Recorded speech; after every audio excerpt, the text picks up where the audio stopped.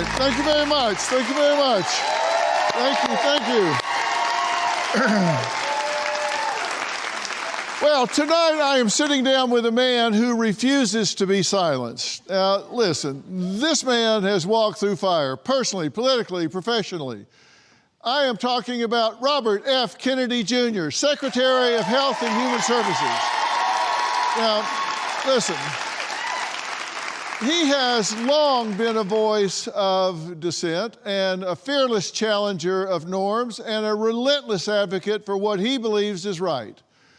From addressing the rise in chronic disease to reevaluating nutritional standards, his journey has been anything but conventional.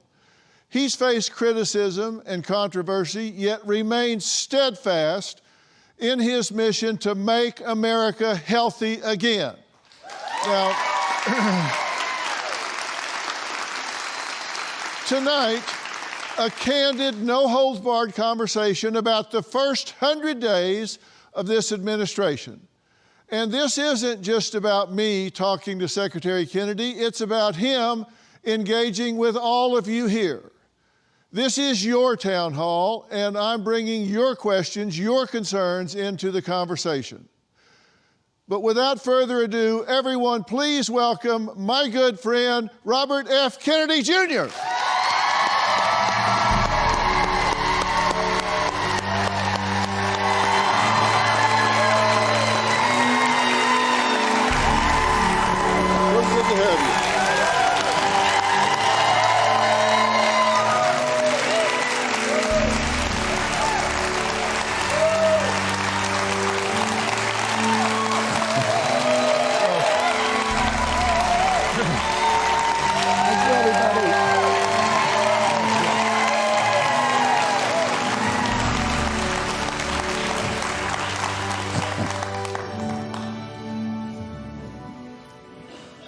Well, what am I, chopped liver? I mean, you don't act that way when I come out all the time. You got some fans in the house, I think. Thank you.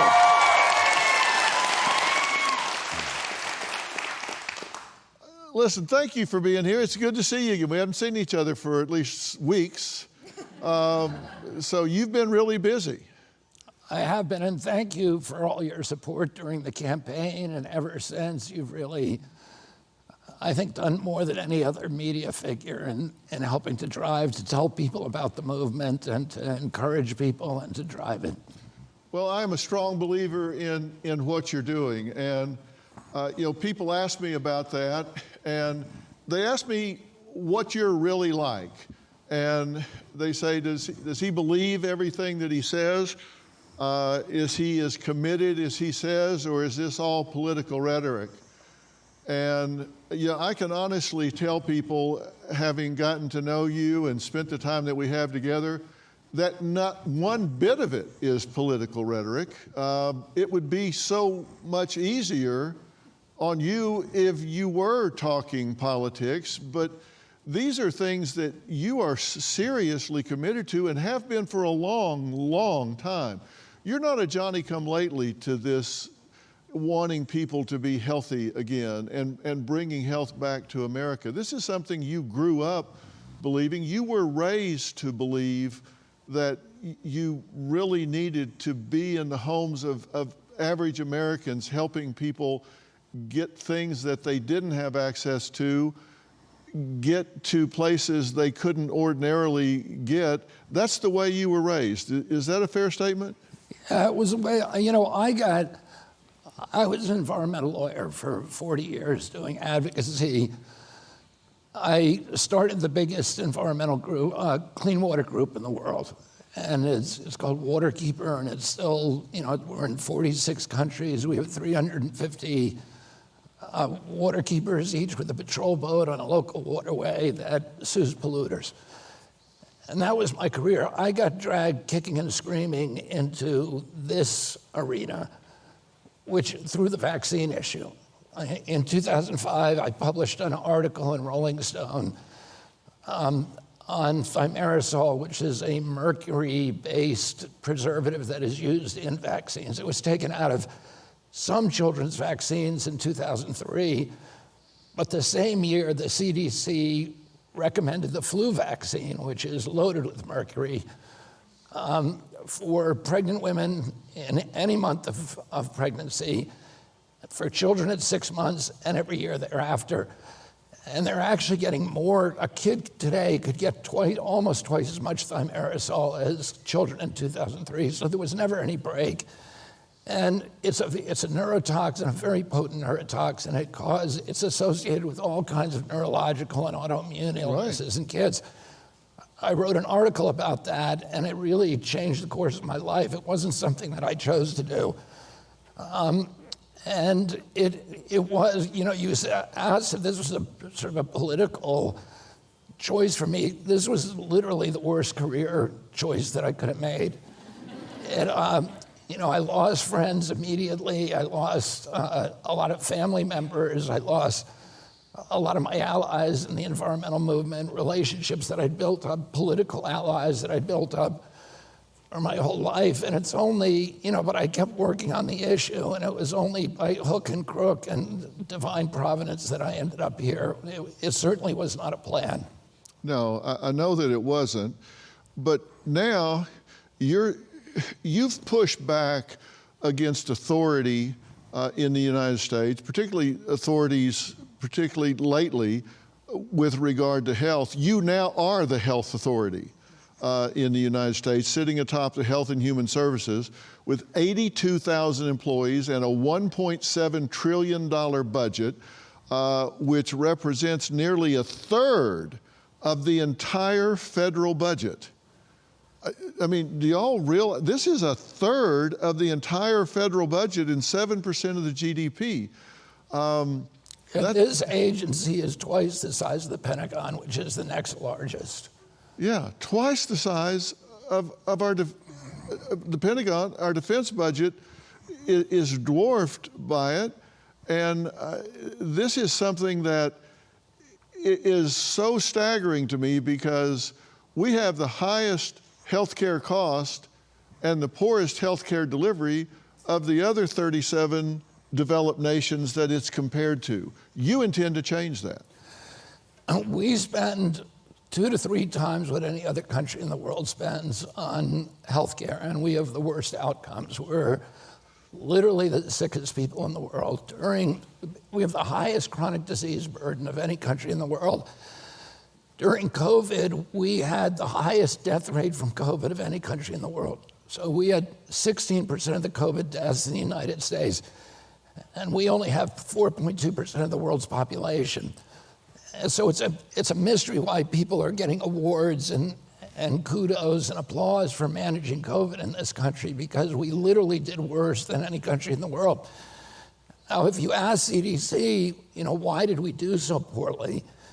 They say, well, it's not our fault. It's because Americans are so sick, which, by the way, is their fault. But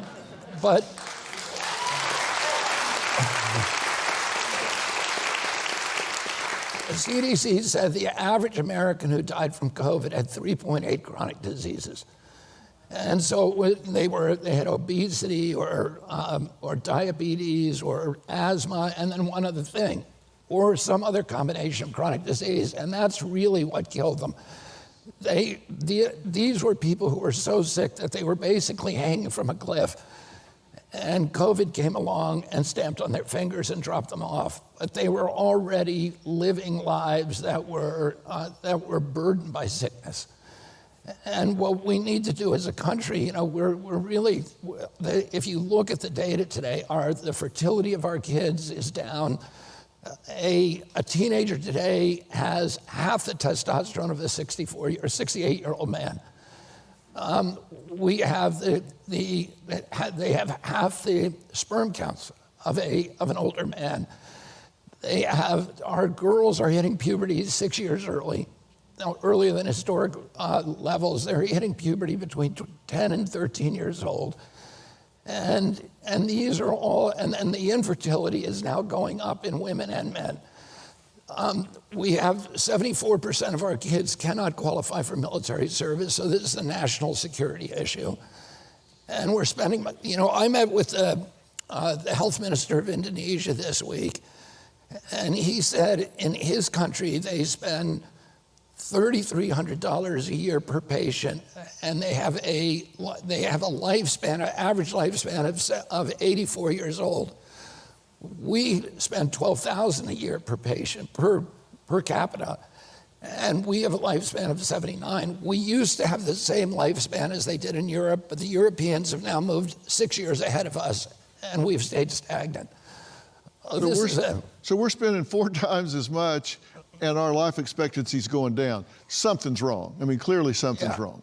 And the chronic disease among children has gone up. We're spending our insurance dollars, our health care cost in hospitals is basically managing chronic disease at this point. It's not for acute care. About 95% of healthcare costs are for chronic disease. When my uncle was president, 3% of Americans had chronic disease. Today, it's 60%. When my uncle was president, and I was a 10-year-old boy, we spent 0 on chronic disease in this country. The first pill that people were supposed to take kind of on a regular basis was the pill. But we didn't even have treatments back then. But now, it's 95% of what we're spending on healthcare is going to treat chronic disease. So it's destroying our economy. Healthcare costs rise every year by 2% greater than the economy is growing.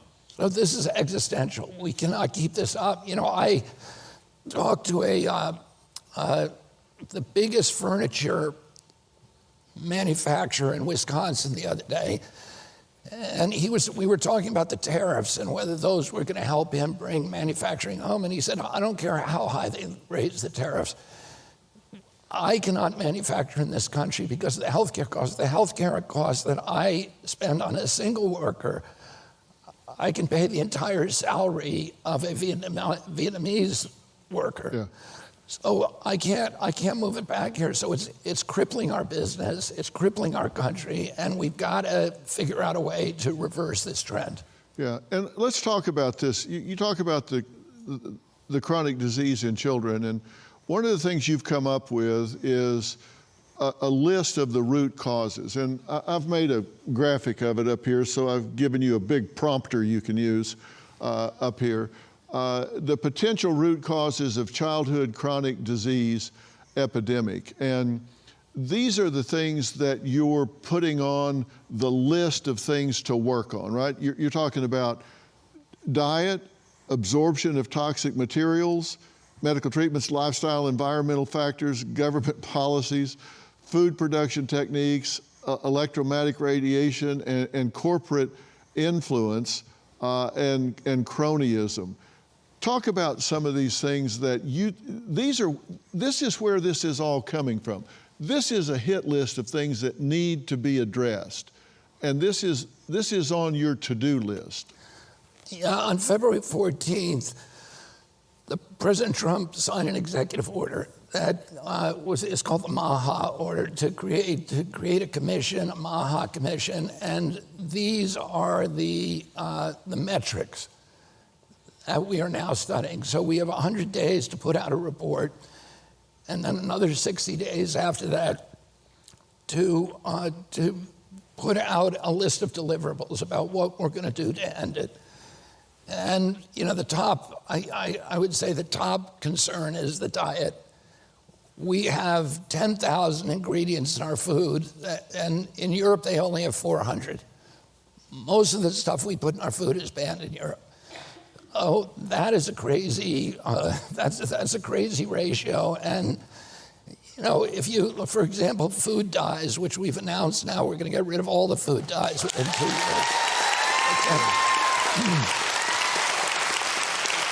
Let me put it this way: the petroleum-based synthetic dyes. We can use vegetable dyes. That's what they use in Canada. That's what they use in Europe.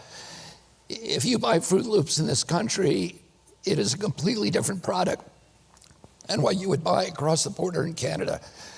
The Canadian version of Fruit Loops, which is made by the same company, Kellogg's, has only vegetable dyes in it and a limited number of ingredients. In our country, it's all chemical dyes. And the food processors say, if we ask them, well, why are you poisoning American kids and you're not poisoning Canadian kids? And the answer, of course, is Canada won't let them. But why are they using those ingredients in our country? Because they're cheaper and because the colors are more vibrant. And they found that if the colors are more vibrant, kids want more of them. And that's the problem, is that I was involved kind of peripherally in the tobacco litigation back in the late 1980s. And the tobacco companies were, at that time, the wealthiest countries, the most cash-rich companies on earth. And they saw the writing on the wall. They saw that they were going to face litigation and regulatory headwinds. They saw that their customer base was shrinking. And they began to diversify. So they targeted the food companies. And by 1994, the two biggest food companies in the world were R.J. Reynolds and Philip Morris, tobacco companies. They took thousands of scientists that were involved in making tobacco more addictive and more attractive, particularly to kids. And they transferred those science to their food division. And those scientists went into the lab and began creating ingredients and identifying ingredients that make food addictive. So putting in loads of sugar, which is addictive, and sodium, and then developing these ingredients that mimic natural flavors. So they'll mimic a strawberry flavor, for example, and you're hungry for strawberries, and you can smell and taste this ingredient, but it has no nutrients in it. When you eat a strawberry, oh, sorry, I ducked.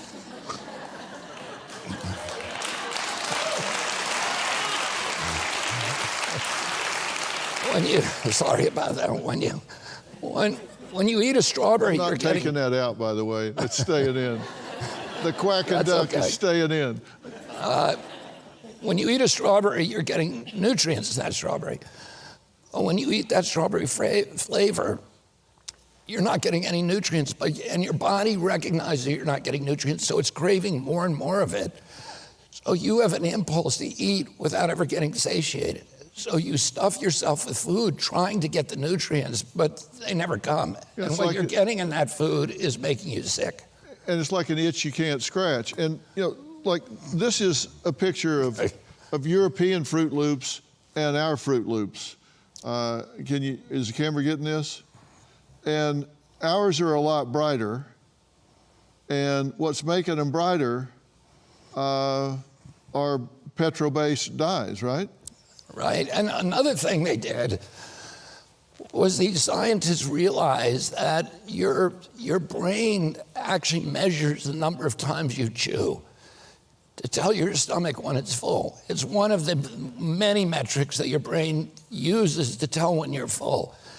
And so they began adding softeners to our food and make it so you don't have to chew so much. You can inhale a Twinkie. And your brain is telling your body, oh, you haven't eaten anything yet because you only chewed 2 or 3 times.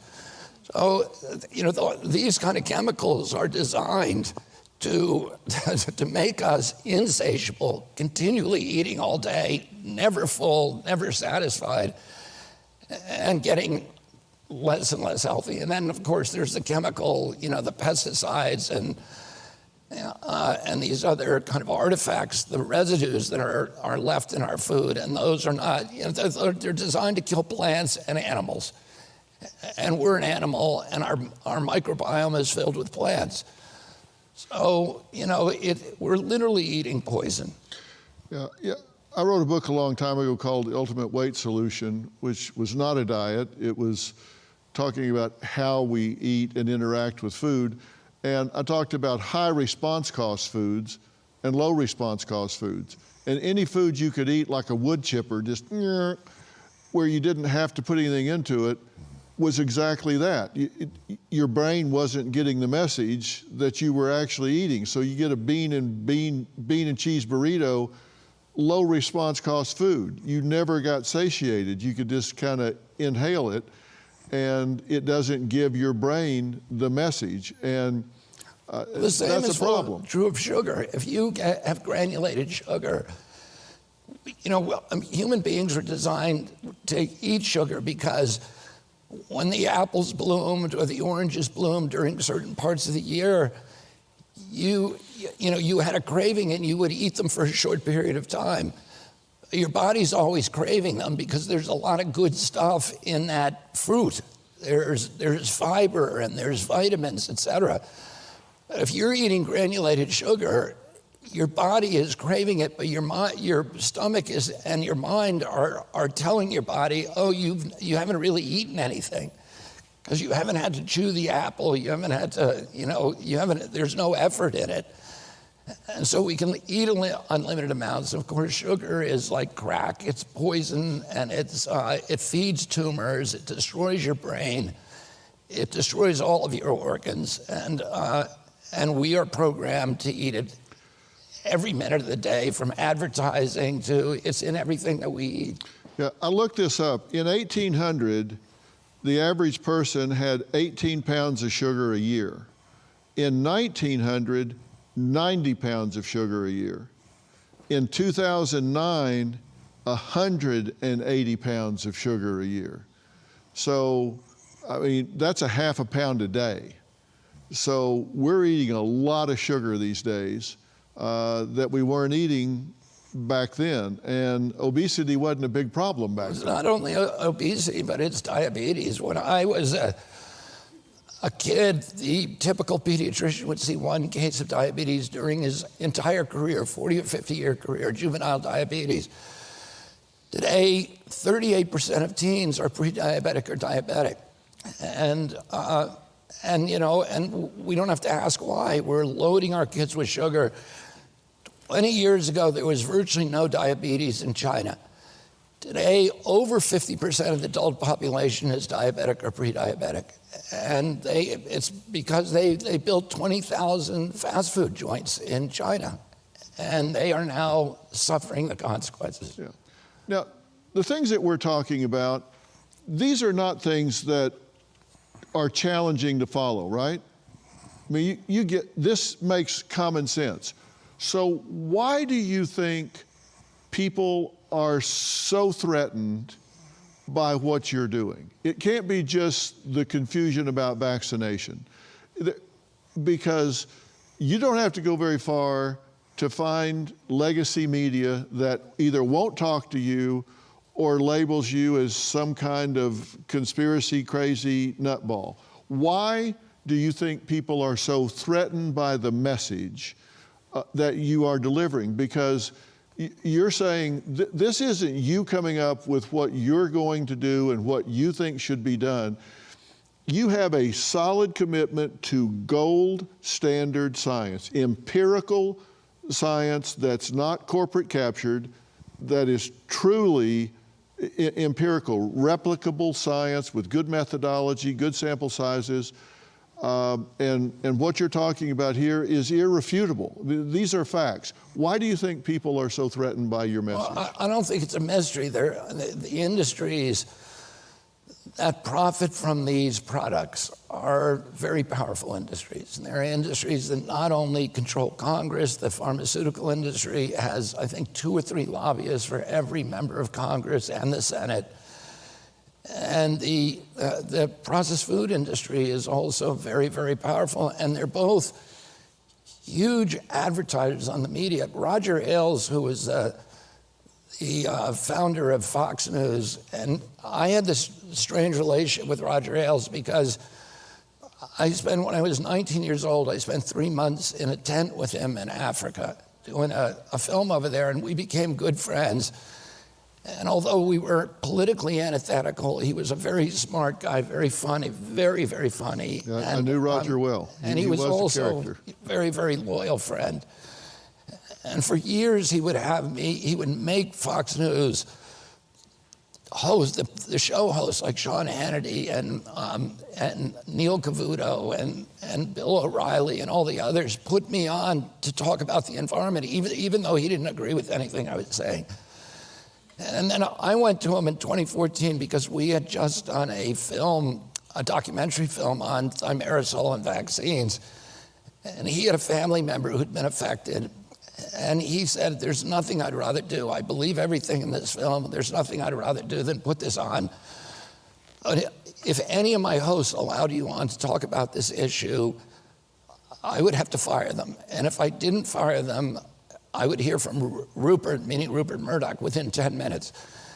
And the reason for that, he said, is 75% of his advertising revenues on the evening news shows were coming from pharmaceutical companies. He told me at that time, I don't know if this is still true, but that typically on an evening news show, there's 22 advertisements, and 17 of those are pharmaceutical ads. The pharmaceutical companies really like evening news because only old people watch the news.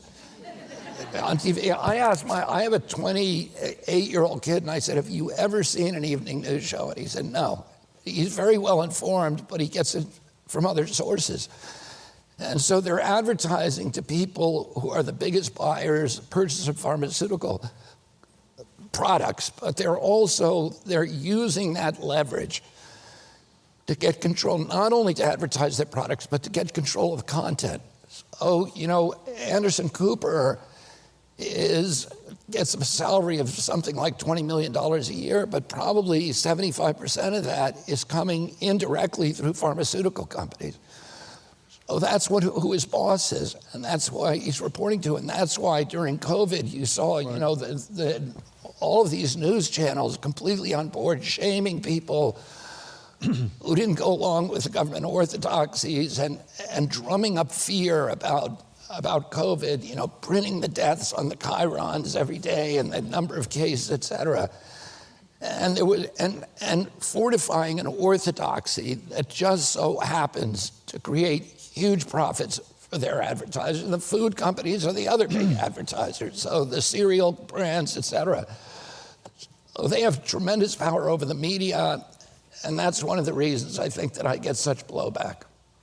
Has it been worse than you expected since you have taken over? Has the pushback, the character assassination, the twisting of words, the taking out of context, has all that been worse than you thought, or has it been about what you expected? I mean, I'm pretty used to it because I've been doing it for 20 years. And it was always, I've been censored for 20 years. So, and during COVID, I was surprised because they removed me from Instagram. And they said it was because I was passing misinformation. But they could not, when I challenged Instagram on it, they could not point to one post that I'd ever made that had any misinformation in it.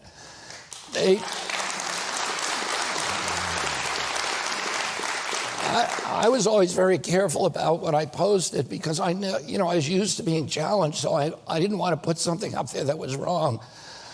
So every fact that I ever put on Instagram was cited and sourced to either government databases or peer-reviewed publications. And I had a fact-checking operation like I think no other in America. We had 350 MD physicians and PhD scientists on our advisory board, including the Nobel laureate Luc Montagnier, who was the guy who got the Nobel Prize for discovering the HIV virus. And those people would not have stayed with me for a second if I was posting irresponsibly. So, in fact, when we got, I sued them on this. I sued the Biden administration, and I won that lawsuit. And what we found through discovery was that 37 hours after President Biden took the oath of office, swearing to uphold the Constitution, he appointed a group in the White House to censor me and other people.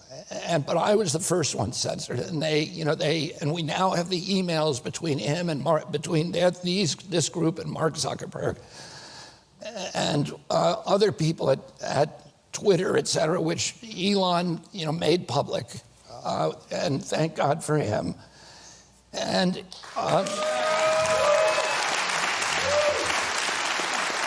I don't think we'd have free speech in this country if it wasn't for Elon Musk, because he opened up Twitter and he allowed people to see what was actually happening. Yeah. And by the way, against the advice of all of his attorneys, he turned all these documents over to a bunch of journalists and said, do what you want with them. Yeah. That's unheard of. So, and he lost billions of dollars. He gained it back, and now he's lost it again. But so I was used to it. Instagram immediately canceled me, took me off. I lost 1 million followers. And for a year, they would not even explain it. And ultimately, we were able to talk to them. And when President Trump came in, they put me back up again. If you're a business owner, listen up now. You won't want to miss this. Are you sure you're not leaving money on the table when it comes time to exit? Well, thousands of business owners have already used FYSI's exit strategy and valuation services to sell smart and profit big. Why? FYSI will help you plan and position your business for the maximum return. This is what separates billion-dollar companies from small businesses. And FYSI can help you secure your legacy. Time matters. So don't wait until it's too late. Use promo Dr. Phil, DRPHIL, to schedule your free $5,000 risk assessment at fysi.com/Dr. Phil or call 800-877-4000. That's promo code Dr. Phil to schedule your assessment for free. Visit fysi.com/Dr. Phil or call 800-877-4000 today. There's been a lot of conversation recently about whether to get vaccinated in general. At the same time, we have a measles outbreak. Tell us what we need to know about the measles outbreak that's going on right now. Is this any more than we've had in previous years? Is it about the same? Where are we? This is the second biggest outbreak since 2000. So the biggest outbreak, which is about 1,200 cases, was in 2019. We have now, I think of this morning, about 847 cases in our country. We have 3 deaths. We've had, I think, a total of 4 deaths from measles since 2020, or since 2000, sorry. I would say that we're doing well. If you look at Canada, they have roughly the same number of measles cases, but they have 1/8 of our population. Europe has 10 times the amount of measles cases that we have. They've got about 7,000. Last year, Europe had an outbreak of 127,000, 37 deaths. One of the MMR vaccine, the measles vaccine, pretty much for a time ended measles cases. But the vaccine wanes, and also a lot of people don't get vaccinated. And the outbreaks are mainly taking place in unvaccinated communities, but there's also some vaccinated people that get sick. The vaccine wanes about a little over 4% per year. Mm-hmm. That means a lot of older people are walking around with very little protection, if any protection. And there's the most famous infectious disease, the number one infectious disease expert in the world in 1963 when they put in this vaccine was Sir Graham Nelson. Is that me or you? This is not me. I don't see it. Well, just be sure I'm going to kill this thing completely. I don't bring my phone to the stage. I'm sorry. I checked my pockets before I said that. I saw that. Yeah. But Sir Graham Wilson said, at that time, he said, this vaccine is a leaky vaccine, and ultimately it's going to wane. And the problem, I'm going to say, first of all, the measles vaccine works. So if you take that vaccine, you're unlikely to get measles. You're much less likely to get measles than if you don't. And, HHS continues to recommend that vaccine. But there are problems with the vaccine. And, the problem is really with the mumps portion of the vaccine and the combination. And it was never safety tested. That combination was never safety tested, and people just assume that, if the 3 separate vaccines were safe, and when you combine them, they would also be safe. But we now know there's some viral interference. And And the combination vaccine seemed to be linked to a lot of adverse events that they were not getting from the separate vaccine. So the mumps part of the vaccine has never worked. It was actually Merck, which made the vaccine, was sued recently in a whistleblower case by the lab technician who was ordered to commit fraud. His name is John Kraling. And that case was thrown out on a technicality, but we learned a lot about that vaccine that is disturbing. And what we're seeing is we're seeing a lot of mumps cases in older people, which would be a paradoxical effect of the vaccine because the childhood mumps is usually a benign disease. And if you get it when you're older, it can cause sterility and a lot of other adverse events. So we are now, for the first time, nobody's ever looked at the safety science on these before. But do you recommend people take the MMR vaccine? We are recommending that at this point, but we're also doing studies on it. Okay, you're checking it out, but for the meantime, you tell people... What we're saying is, if you want to avoid measles, and if you want to avoid spreading measles, the best thing you can do is take that vaccine. All right, and you are reforming the current vaccine adverse event reporting system. So what you're saying is, your position on vaccines is, look, there hasn't been good tracking of adverse effects. Let's just check it out and see what the adverse effects of these vaccines really are and report those so people can make an informed decision. Exactly. And the problem is that vaccines are the only medicine or medical product that is exempt from pre-licensing safety testing. So the only vaccine that was ever safety tested in a clinical trial against a placebo was the COVID vaccine. None of the others have any kind of long-term testing or even any testing. The Gardasil had a very, very small placebo group. None of the others were ever tested against placebo, so we have no idea what the risk profile for these products are. And then, what HHS has told people for years and CDC is, well, don't worry, we don't have to safety test them at the outset because we'll have a surveillance system and we'll be able to tell right away if people are getting sick. As it turns out, that was not true. They have two systems. One is called VAERS, which is the Vaccine Adverse Event Reporting System. There's a voluntary system, so if you get sick, you or your doctor can report it. But there's a lot of incentives not to report it. And as a result of that, CDC did a study on that system in 2010. The study is called the Lazarus study, which you can look up.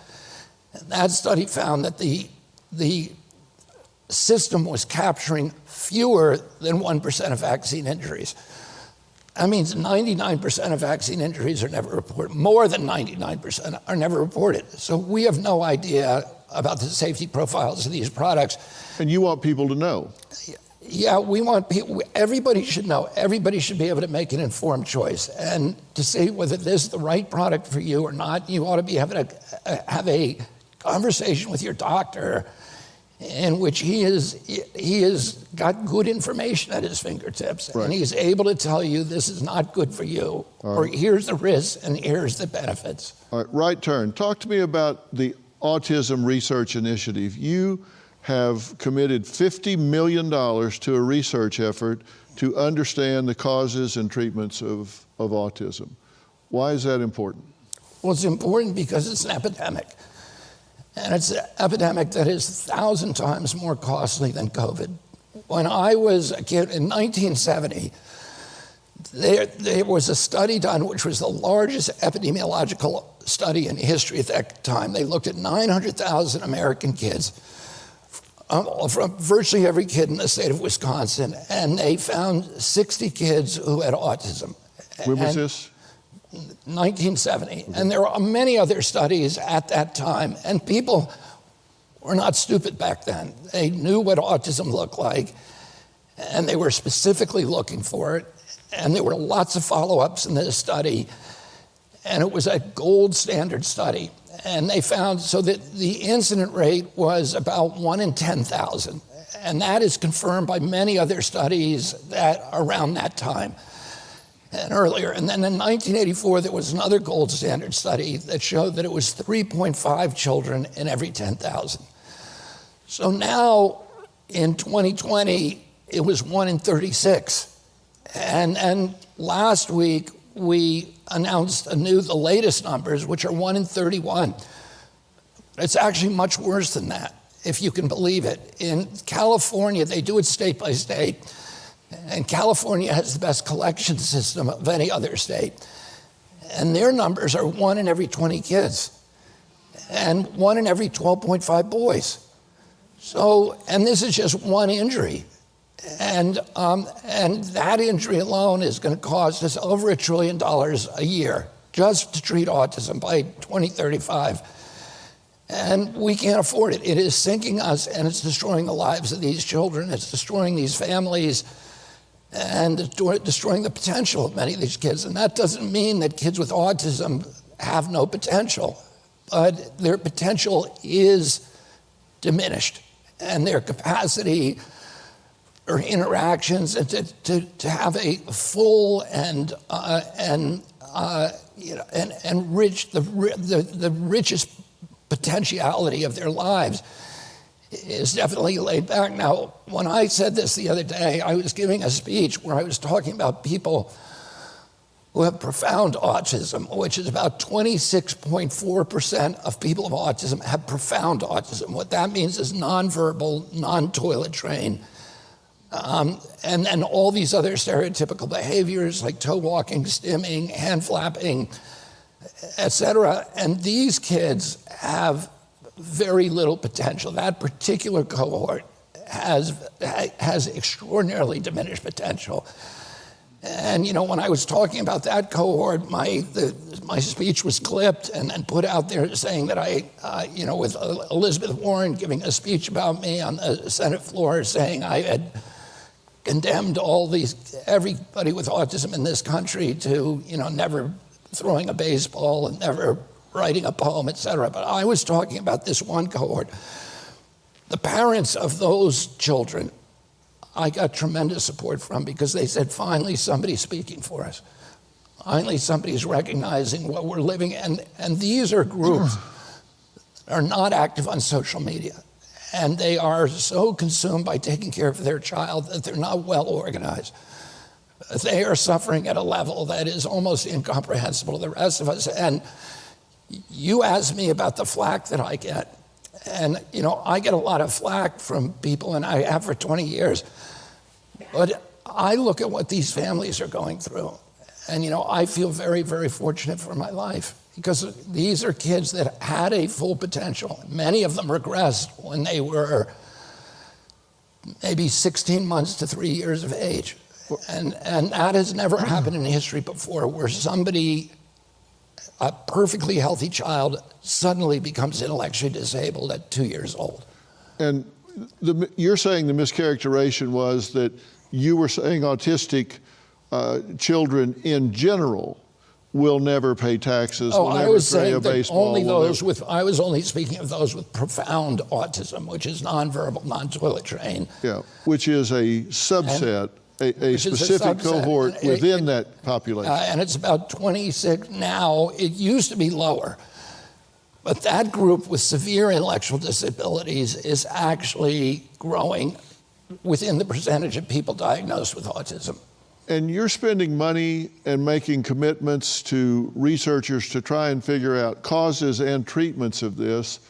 So why would someone, if we really want to help this population, if we really want to bring them, this population, diagnostic tools, treatment tools, coping strategies for the children and the families, why would someone want to sabotage those efforts? Yeah, I mean, that's incomprehensible to me, but it's a tribal political issue now. So, that's the way our lives work. But it's not just looking for treatment, which we are doing, but it's also finding out what's causing it.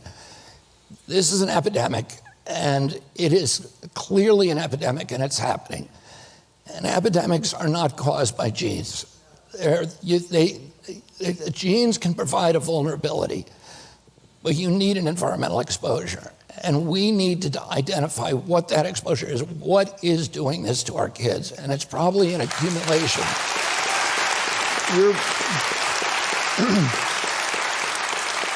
You're saying clearly there is a powerful genetic predisposition. You're wanting to know what the interaction is between the genetic predisposition and environmental toxins or behavioral interactions. You're wanting to know what the interaction is between all of the factors. Let it be 90, 10, 95, 5, whatever. You want to know what the interaction is. Well, whatever's causing the epidemic is not genetic. As I said, you know, people who smoke cigarettes, 1 out of every 4 to 5 died of lung cancer or got lung cancer. That means there was four of those 5 who didn't, so they were okay. So you'd say, is it genes that is causing the epidemic of lung cancer? No, it's not. It's an environmental exposure, and that environmental exposure disproportionately impacts people with different genetic makeups.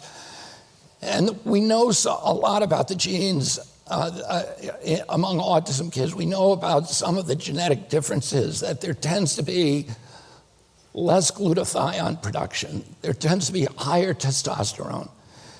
There tends to be less of a capacity to excrete metals. And many of them, in one case, 100%, in one study, 100% of the kids had mitochondrial disorders. Mm-hmm.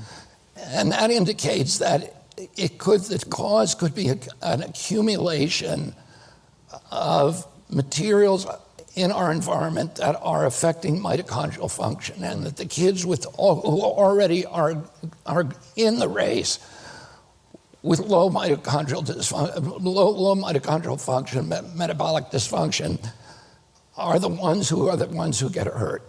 And so we need to look at all of those things, and then we need to do specific looks at the different environmental exposures, and those could be foods, they could be electromagnetic radiation. We know, I mean, a couple of things we know is that we know that it's a toxin that became widespread around 1989, because Congress asked EPA, what year did the autism epidemic begin?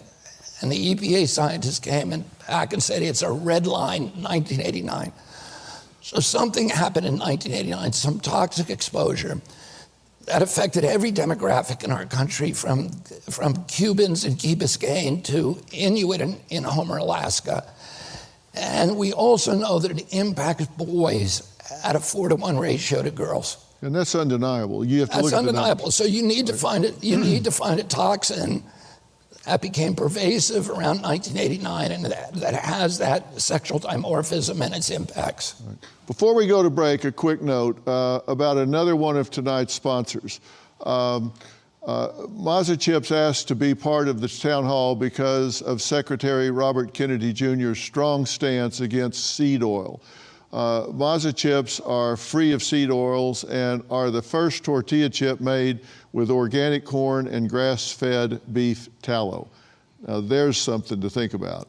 Let's discuss preparedness, because we know emergencies happen when we least expect them, but instead of just taking it, we can prepare. Let's discuss Jace Case, one of your most important preparation tools. With Jace Case, you'll have emergency prescription medications on hand right when you need them. Think about it. Ever been caught off guard? Whether it's a sudden illness or a travel hiccup, the right medications can make all the difference. Jace Case is designed to take that worry off your plate, so when a minor health issue pops up, it doesn't turn into a major problem. Don't let unforeseen circumstances derail your plans or your peace of mind. Live with confidence. Take charge with Jace today. Visit jace.com and use code PHIL for a discount on your order and get emergency antibiotics on hand for the moment you need them. That's JASE.com, code PHIL, PHIL. And now it's time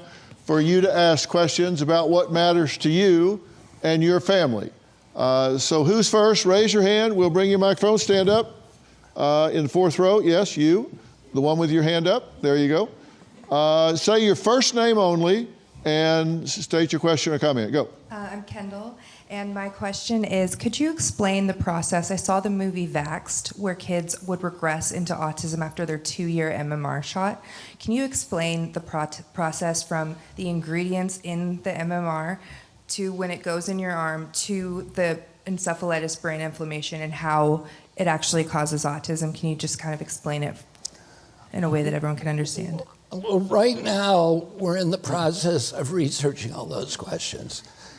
And that's something because it's so often reported by parents and physicians that that chain of events where somebody goes in for their 16-month or wellness visit, and they get the MMR and maybe a number of other vaccines at the same time. And many of the parents have reported that their child developed autism immediately after the vaccine. So, okay. And that's something that we're looking at right now. Unfortunately, the problem is that those kind of studies that should have been done on that question a long time ago were never done.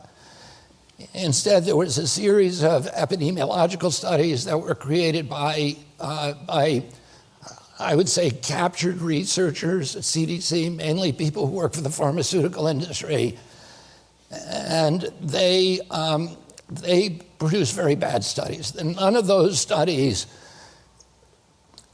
did the one thing that you would want to do in an epidemiological study, which is study outcomes in an unvaccinated group and health outcomes in a vaccinated group. And no study like that was done by any government agency.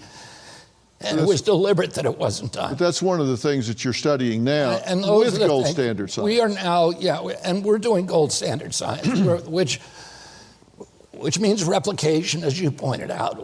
At this point, there's no program at NIH that requires replication. We've changed that. So we're going to put about 20% of our budget into replicating studies. And that's Do you know what we mean by replication? That means one independent group does a study and they get a result. Then somebody that's totally independent of them has to do exactly the same study with the same parameters and come up with the same result. And the same data sets. Yeah, the same data sets, or it doesn't count. All right, where's Cheryl? 257, Cheryl? Cheryl?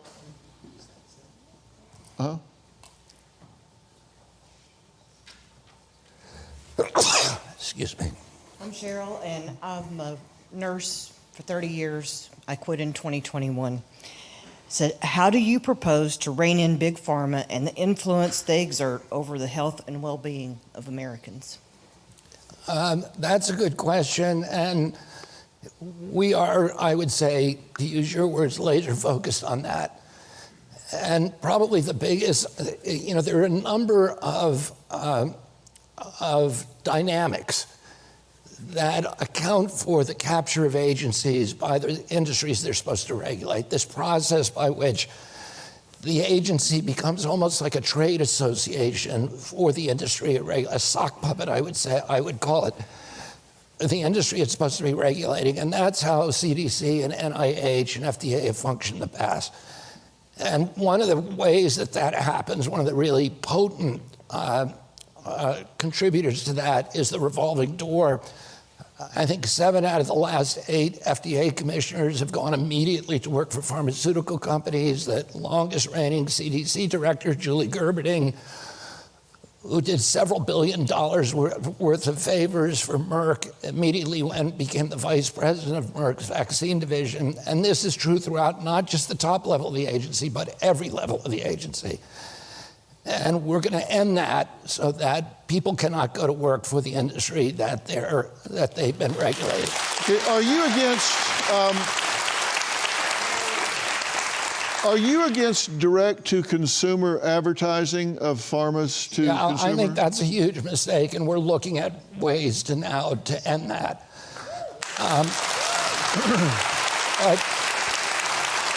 I'll say very briefly, one of probably the most potent mechanism that pharma has is that pharma controls the panels. New drugs are approved by outside panels, not by FDA or CDC. There are panels within them that are made up of experts. Well, those experts are supposed to be independent experts, but they're not. They work for the drug companies, almost all of them. And so they have a vested interest, they have a real conflict of interest in rubber stamping new drugs, new vaccines, because they know that they have a vaccine in the pipeline that they're going to expect their cronies to rubber stamp. And so these things are just green lighted, flagged through the process with no demand for safety studies. There's never been a pre-licensing safety study for any vaccine that is a double-blind placebo against a placebo. And that's insane. You're mandating this product. It's a liability-free product. You can't sue them if they kill you or they injure you, no matter how reckless or negligent they are. And there's no safety studies at the outset. There's no surveillance system afterward. And you're mandating that product for 76 million American children. And we don't know anything about it. So the only thing they test for is efficacy. Does it stop measles? Yeah, but does it also do something else, cause you seizures or cause neurological or autoimmune disease? We don't know. Nobody can answer that question. So we're changing those panels so that they're going to be independent scientists. And we're going to make sure that every new product is adequately tested, both for efficacy and for safety. That's so good. All right, who else? Stand up. Stand up, we'll bring you a mic right quick. Let's go, move, go.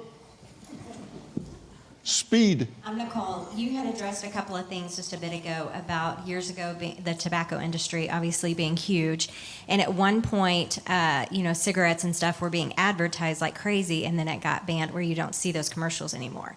Well, how can we ever get these pharmaceutical companies to stop advertising when you just said it's 75% of a lot of times the money? But who wants to hear the harm? It talks about your leg's going to fall off, your eyeball might fall off, all the side effects you get from it. That's not, we want to hear like good products that we can buy, not pharmaceuticals. Well, that's what we were just talking about, direct to consumer, because the consumer can't buy the drug, they got to get it from the doctor. But you're telling it to the consumer so they'll call their doctor and say, I want that drug, right? And that's what you want to stop. Yeah, and with the tobacco and with alcohol, which alcohol, when I was a kid, you would not see any alcohol ads on television. Now you started to see them on cable TV because they didn't sign on to the agreement. And it was a voluntary agreement under threat that they were going to mandate it. And my father was actually involved in both the ban on cigarettes and alcohol when he was in the United States Senate.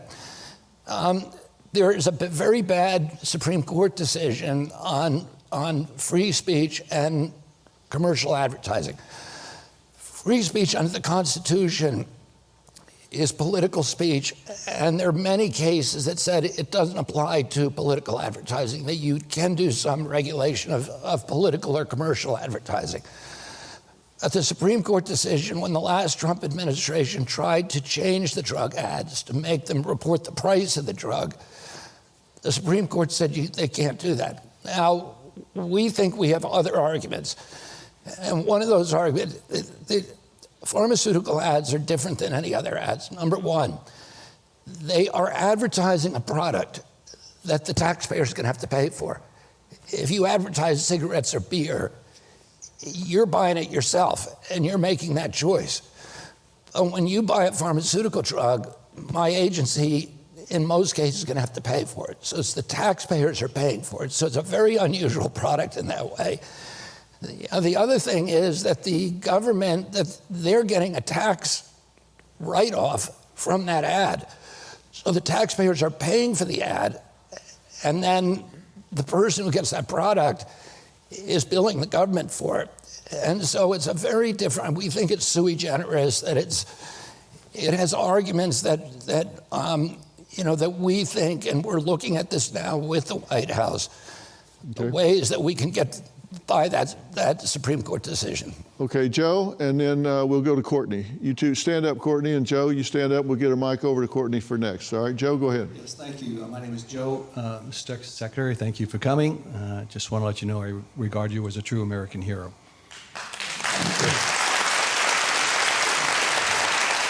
So my question is, Marty Makary, your recently appointed director of the FDA, recently said that he was looking at removing the COVID-19 shot from the CDC vaccine schedule for infants.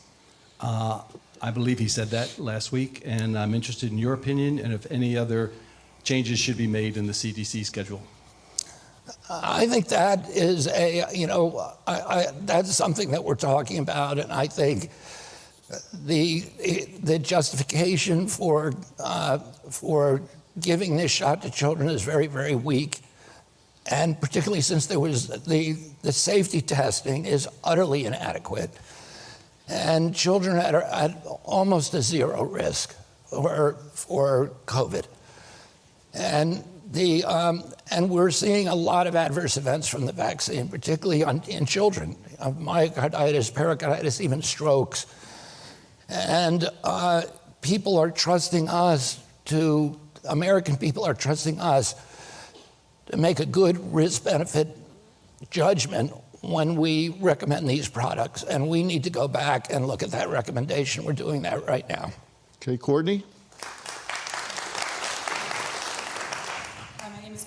First of all, Secretary Kennedy, thank you so much for tackling food dyes. My question is, what do you plan to tackle next? And is there also a plan to tackle PFASs, otherwise known as forever chemicals?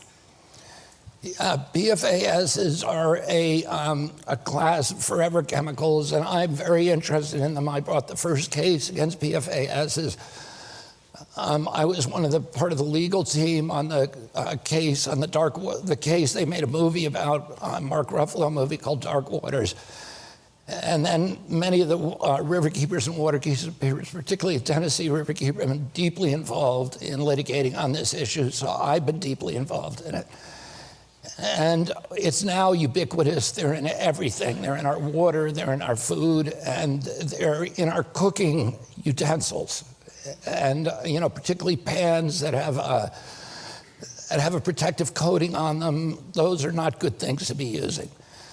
And unfortunately, the ubiquitous use of them is regulated not by my agency, but by another agency, and by EPA, and I'm working with Lee Zeldin on this issue to figure out ways that we can get these companies to transition. One of the problems with PFASs and PFOAs and that class of chemicals is that when you ban one of them, the company simply changes the formula. They remove one molecule and replace it with another, and then they have a new chemical.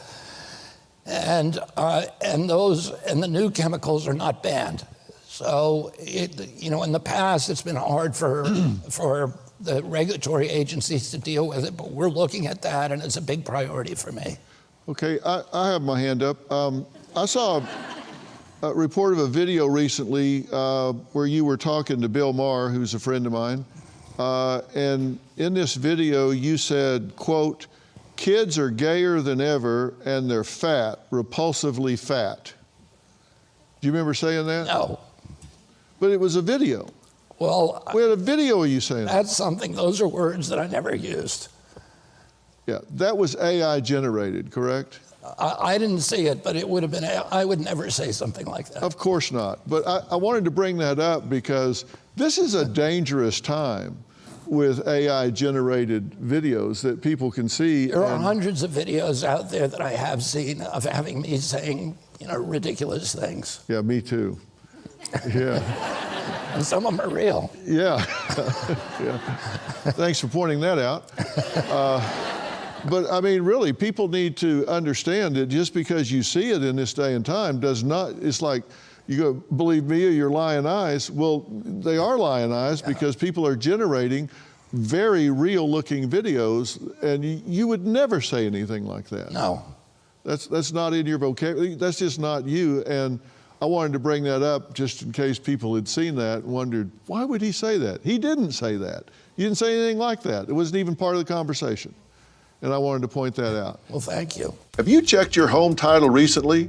Many homeowners never have, leaving themselves vulnerable. Scammers can steal your home title, forge your signature, and target your equity. Protect yourself from fraud before it's too late. Secure your title and your financial future today. You won't even know it's happened until it's too late. Ensure you're not a victim. Use promo code PHIL at HomeTitleLock.com to make sure your title is still in your name. You'll also get a free title history report, plus a free 14-day trial of their $1 million triple lock protection. That's 24/7 monitoring of your title, urgent alerts to any change, and if fraud should happen, they'll spend up to $1 million to fix it. Go to HomeTitleLock.com now. Use promo code PHIL. That's HomeTitleLock.com, promo code PHIL. Let's cut to the chase. Your savings could be in serious trouble. When Elon Musk is out here warning us to brace for temporary hardship, you might want to listen. I trust Preserve Gold to safeguard my accounts, and I urge you to do the same. They're the only precious metals company I recommend. Are you going to sit back and hope for the best or take control of your financial future? Text Dr. Phil to 50505 to get your free Precious Metals Guide from Preserve Gold. With gold prices recently breaking records and analysts predicting this trend to continue through 2025, you cannot afford to wait. As a bonus, you can get up to $15,000 with a qualified purchase from Preserve Gold. So don't wait. Text Dr. Phil to 50505. That's DRPHIL to 50505 today. You know, we've talked about infectious disease. I'm going to get back to the audience in a second. And people write about that. But it's chronic disease that is really crippling this society. Why are people writing about infectious disease, but they don't talk about chronic disease, which is crippling us financially, it's crippling us in the workplace, it's crippling us in schools? Why are they not talking about that? I mean, that's a really good question, and I think about that a lot because every new case of measles is a headline. And we've had 4 measles deaths in 20 years in this country. We have 100,000 autism diagnoses in our kids a year. We have 230 million Americans who are diabetic and pre-diabetic, and this was unknown when I was a kid. I mean, every kid who has got a diabetes diagnosis, there should be a headline. Every kid who gets an autism diagnosis, there should be a headline, but you never read about them. And the media is obsessed with infectious disease, and I would say that the probable reason for that is that there's a lot of profit in it. And there's a profit in scaring people and getting them to comply. And one of the things that we're doing that, you know, one of the shocking things to me about what's happening with the measles outbreak now is, and most of it is in Gaines County in Texas, and I've been down there to visit the Mennonites, and there was 2 deaths, tragic deaths. I went to the funeral of one little girl. And one of the things that we've learned is that the medical infrastructure does not know how to treat measles. When I was a kid, there were between 450,000 and 2 million kids a year who got measles. Every kid got measles. There was 4 million kids born a year. And there was only 400 deaths, and they were declining precipitously. They were almost all in children who were malnourished, and this was before the poverty programs happened. So the death rate was going down to almost nothing. And nobody got a headline. I mean, I'm a measles survivor. You know, I got a week at home watching Sea Hunt. I got measles. I got chicken soup and vitamin A, which nobody can patent. But now the only treatment that doctors really know about is you got to get the measles vaccine.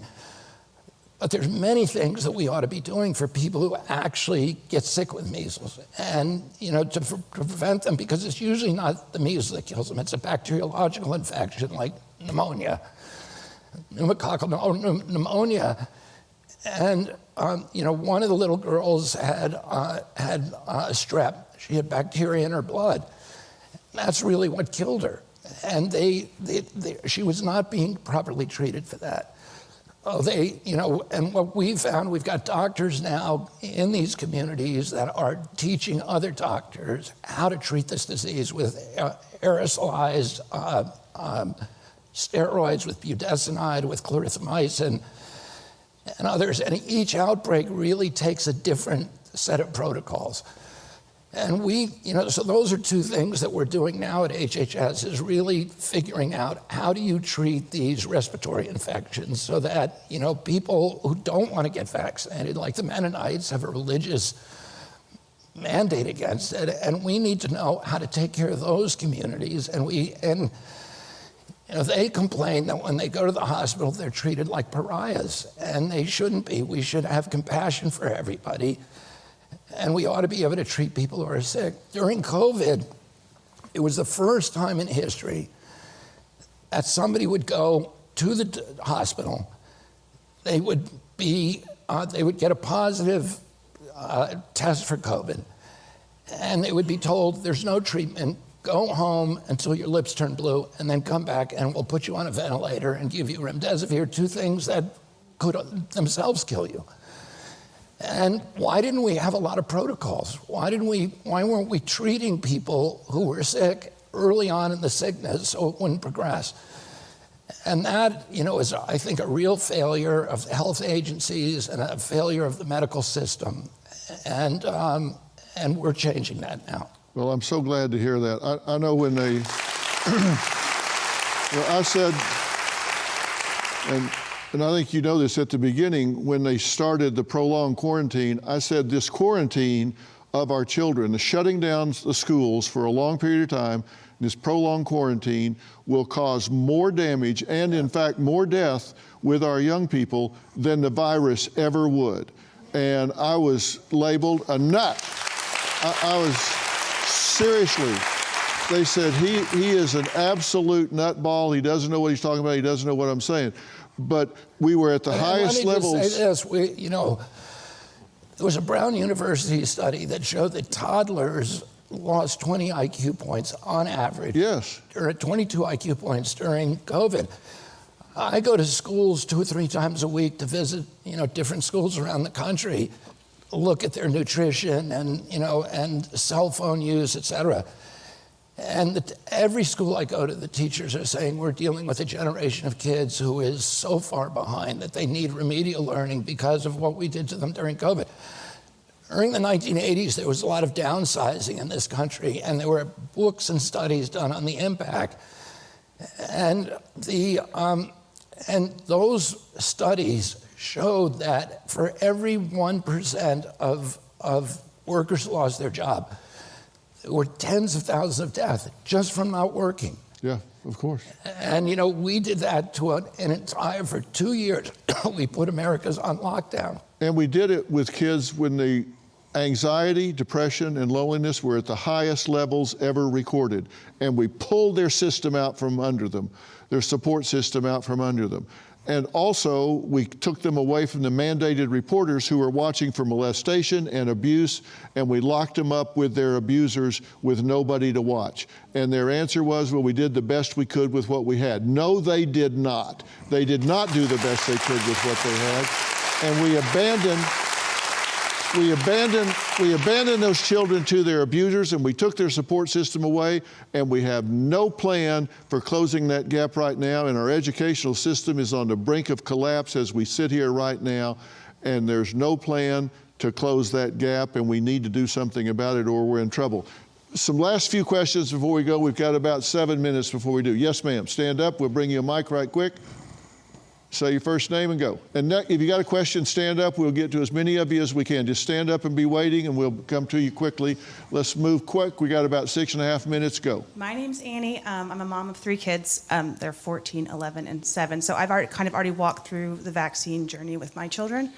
My question for you is, what would your advice be to a mom of a newborn or a mom who's expecting a newborn in regards to vaccines, knowing that most traditional Western doctors do not like to entertain the idea that vaccines are not safe? Okay, 30-second answer and we'll move. I would say that we live in a democracy, and part of the responsibility of being a parent is to do your own research. You research the baby stroller, you research the foods that they're getting, and you need to research the medicines that they're taking as well. Okay, yes. Secretary Kennedy, my name's Andrew. How do you feel about microplastics and nanoplastics in our foods? And do you have any recommendations for how to address that? I'm very frightened of it. And there was a recent study that showed as much as 1% of Americans' brains is now microplastic. And that's very scary. We have known nothing about. We know that phthalates and the BPAs in the plastics have all kinds of, they're endocrine disruptors, and they're probably carcinogenic. And we are doing intensive research on that right now. And that is scary. Yes, sir, right here. Hi, my name is Zane. Secretary Kennedy, you're 100 days in. You've got a little over 3.5 years left. There are a number of corrupt politicians and companies that are involved with poisoning our population. How do you stop them from simply waiting you out? You wait and watch, and you'll see how I do it. Yes, ma'am. No, I want to say this. Go ahead. That just very quickly, I don't even have my agency heads in. So we're waiting for the Senate to confirm my CDC head, my general counsel, my deputy secretary is a critical position, and many, many other positions. And, we've kind of got our hands tied with these agencies to do the kind of fast action that I would like to see. And we're way behind on the science. And I don't want to do action until I have solid science behind me. And that's, one of the things that's going to slow this down. But we're going to do it quicker than anybody imagined. Yes, ma'am. Hi, I'm Jennifer, and my question is on medical freedoms. How do you plan to proactively support or protect the rights of individuals and families to make medical choice while also protecting the greater public health? President Trump is a very, very adamant supporter of medical freedom and freedom of choice. And those issues are normally in our country are regulated by the states. So the federal government doesn't mandate anything. The recommendations are turned into mandates in the individual states. The main function that I can serve is to get really good information out about the risks and benefits of these products so that maybe the states can go back and say, we're going to, allow more medical freedom. Yes, ma'am. Senator Kennedy, my name is Emily, and my biggest concern is the stratospheric aerosol injections that are continuously peppered on us every day. Bromium, aluminum, strontium, it's sprayed in our skies all day long. And I know you've talked to Dane Wigington about this. He seems to be one of the experts in the field. Is there a question? Yes. How do we stop it? That is not happening in my agency. We don't do that. It's done, we think, by DARPA. And a lot of it now is coming out of the jet fuel. Yes, so, sir. Those materials are put in jet fuel. I'm going to do everything in my power to stop it. We're bringing on somebody who's going to think only about that, find out who's doing it, and holding them accountable. Yes, sir. Hey, sir. My name's Jason. My question is, what's the timeline that we're going to give these companies as you find these toxins, and how are we going to hold them accountable to get the toxins out? Which companies you're talking about? Any companies in America, as far as food companies, any toxins we find. Yeah, I mean, Like Kellogg's, for example. well, we're gonna go through each of their ingredients. We're gonna do the science on those ingredients, and we're gonna publish that science. And I think to the extent that we can get them to remove the really bad ingredients, we're gonna do that. But for those ingredients that we do not have the power to get them to remove, we're gonna make them label them. So the consumer, so you'll know before you buy a product whether it's going to poison you or not, and what your risks are, and we are going to do that very quickly. Okay, quickly. Yes, I'm Jennifer. I'm an educational diagnostician. I evaluate our students PK through 12 for autism and other disabilities. And while they do come in droves, those referrals, we're also seeing a huge intake in ADHD referrals, and was wondering if there's any studies on that going on or what your opinion is of that. We're studying autoimmune diseases, ADHD, all the neurological diseases, ADD, ADHD, speech delay, language delay, tics, Rett syndrome, narcolepsy, ASD, autism, all of those will be wrapped into the study. All right, we are live to tape, so we're going to have to stop now so we can get there on time. If you had a number one priority that is top of your list right now, what would it be with 30 seconds left before we go off air? I mean, getting the bad ingredients out of food, making sure the vaccines are safe, making sure baby formula is safe and is available. And I would say those are three of my top priorities.